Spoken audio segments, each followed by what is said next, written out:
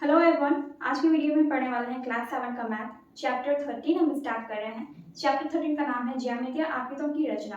हमने चैप्टर 12 तक कंप्लीट कर लिया है एंड आपको क्लास 7 मैथ का प्लेलिस्ट इस वीडियो के नीचे डिस्क्रिप्शन बॉक्स में मिल जाएगा। आपको इस वीडियो की लास्ट में क्लास 7 मैथ का प्लेलिस्ट स्क्रीन पर दिख जाएगा, तो आप वहाँ से भी देख सकते हैं।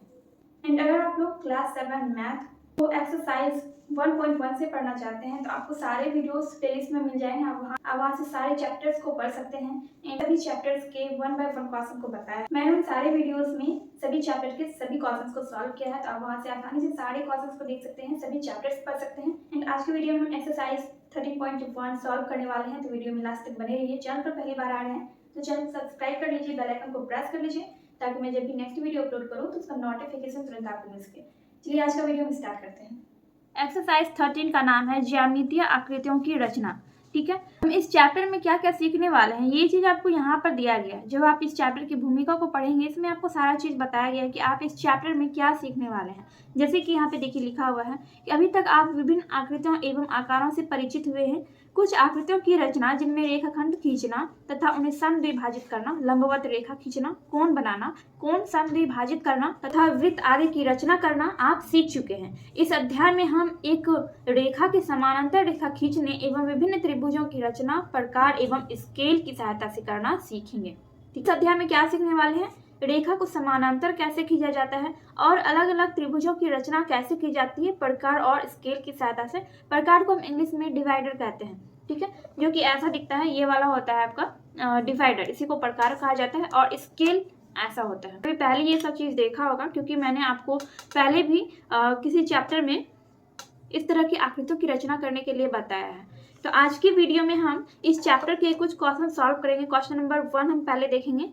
एंड इस चैप्टर में आपको क्या दिया गया, जैसे कि यहाँ पे आपको क्वेश्चन एक दिया गया है, एक क्वेश्चन है आपको यहाँ पर, जैसे कि यहाँ पर एक क्वेश्चन दिया गया है कि आर एम एन रेखा के बाहर स्थित एक बिंदु है। आर से गुजरती एम एन के समानांतर एक दूसरी रेखा खींचिए। यह आपको रचना करने के लिए दिया गया है कि आपको इस आकृति की रचना करनी है। लेकिन इसके बाद भी हमें एक काम करना होता है। जब आप इस चैप्टर को पढ़ेंगे, यहाँ पर आप जब इसको पढ़ेंगे तो इसमें आपको पूरा डिटेल में बताया गया है।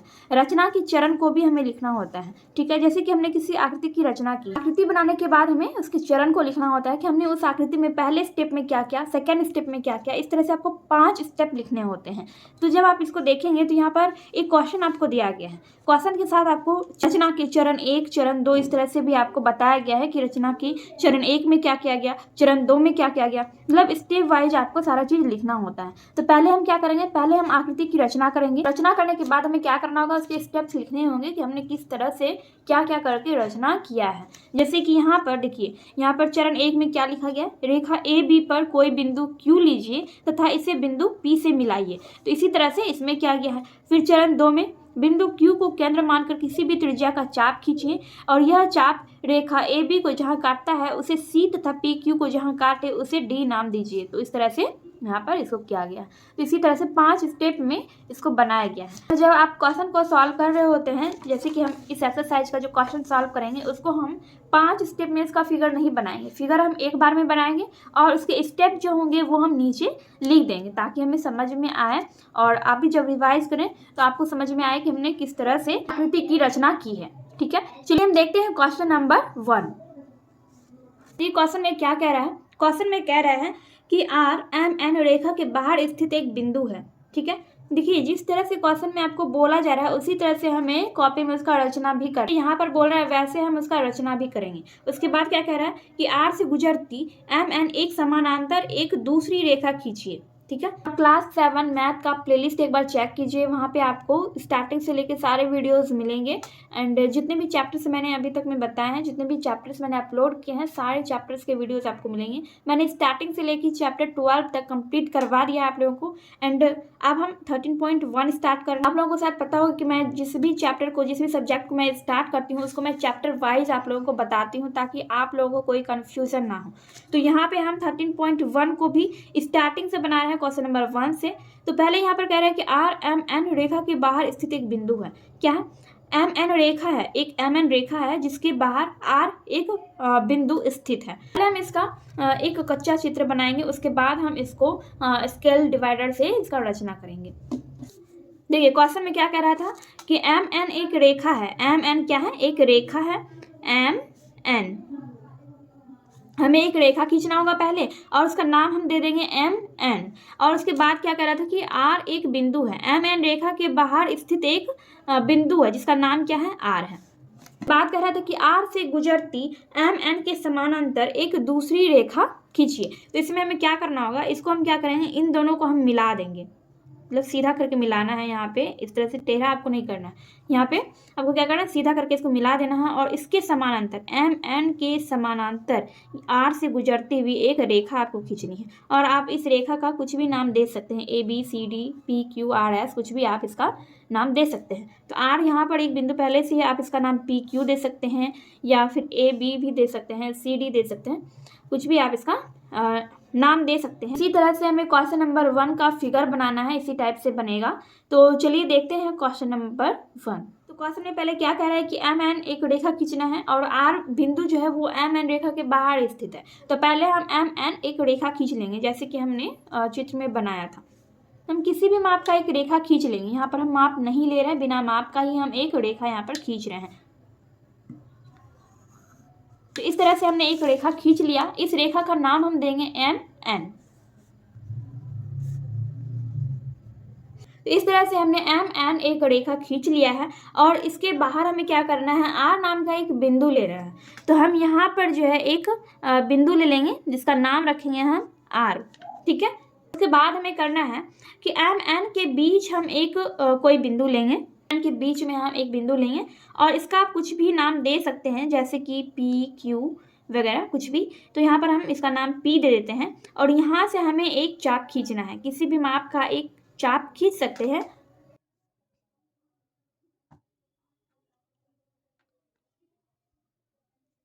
और इस तरह से फिर यहाँ पर रखकर आपको इस तरह से काटना है। काटने के बाद हमें क्या करना है, इसको हमें यानी कि पी और आर को हमें मिला देना है इस तरह से। इससे होते हुए हमें क्या करना है, इसको मिला देना है। इस तरह से हमने मिला दिया।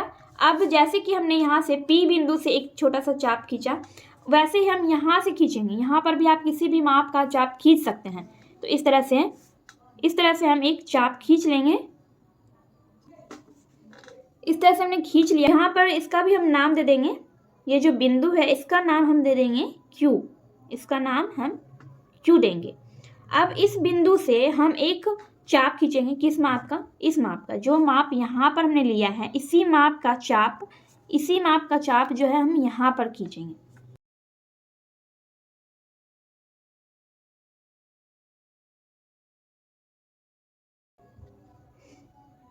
इस तरह से खींचने के बाद यहाँ से हम इसको इस तरह से काट देंगे।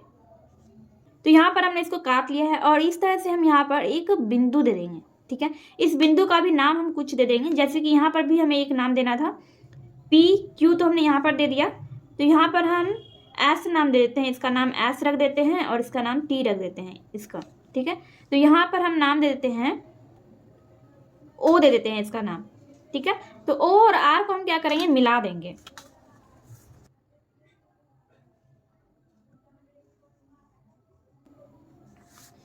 इस तरह से हमने क्या किया, इसको मिला दिया और इसको हम थोड़ा सा आगे बढ़ाते हुए इस तरह से इसको कर लेंगे।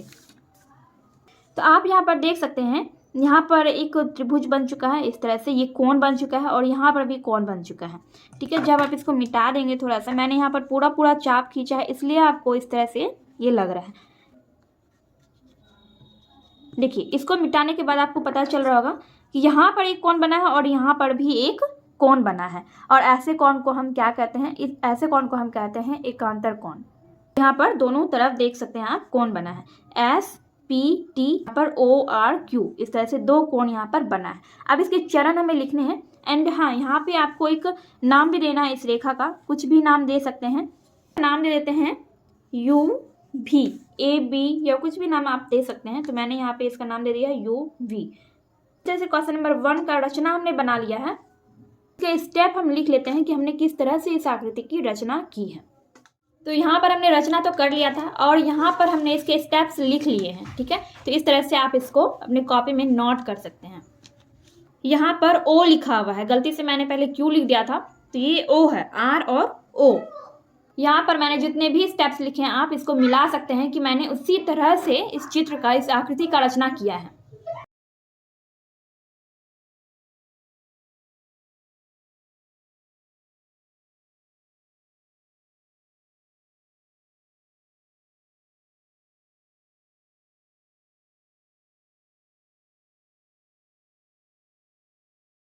तो गाइज आज की वीडियो में बस इतना ही, मिलते हैं हम नेक्स्ट वीडियो में नेक्स्ट क्वेश्चन के साथ। एंड ये वीडियो अगर थोड़ी सी भी हेल्पफुल लगी हो तो प्लीज़ वीडियो को लाइक कीजिए, कमेंट कीजिए एंड अपने दोस्तों के साथ वीडियो को शेयर कीजिए।